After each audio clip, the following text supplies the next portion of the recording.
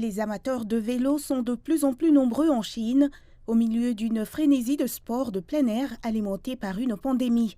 Les villes deviennent plus conviviales pour les cyclistes. Le vélo devient une activité ludique plutôt qu'un moyen de transport quotidien. Pour moi, c'est un exercice qui augmente ma capacité pulmonaire. Je rencontre de nouvelles personnes le long de la route et je me sens bien lorsque je pédale sur des routes panoramiques. Les villes de Chine savent assez bien comment répondre aux besoins des cyclistes. Beijing a introduit la première autoroute chinoise réservée aux vélos en 2019, pas d'embouteillage garanti. Et Chengdu possède la plus longue voie verte du pays avec 100 km, ce qui améliore certainement la crédibilité verte de la ville, ainsi que son slogan « Profiter d'un rythme de vie plus lent ». Dans la province enclavée du Shanxi, vous pouvez rouler littéralement à travers les montagnes. Les ventes augmentent lorsque les roues des vélos tournent et la frénésie des vélos de course se répand dans les villes de 2e et 3e rang ainsi que dans les districts.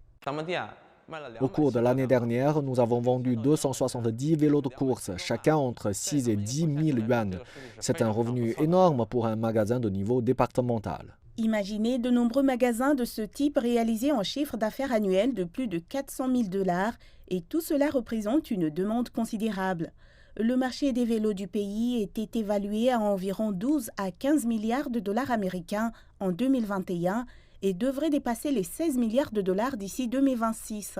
C'est ce que révèlent les estimations des principaux cabinets d'études de marché. Nos exportations de vélos ont augmenté de 68,5% par rapport à l'année dernière, tandis que les ventes intérieures ont augmenté de 218% sur une base annuelle. En tant que nation de la bicyclette et deuxième plus grande économie du monde, avec la croissance la plus rapide du revenu moyen de plus de 7 millions de personnes, la Chine voit son offre de bicyclettes devenir inférieure à la demande. Il devient difficile d'acquérir un nouveau vélo de course.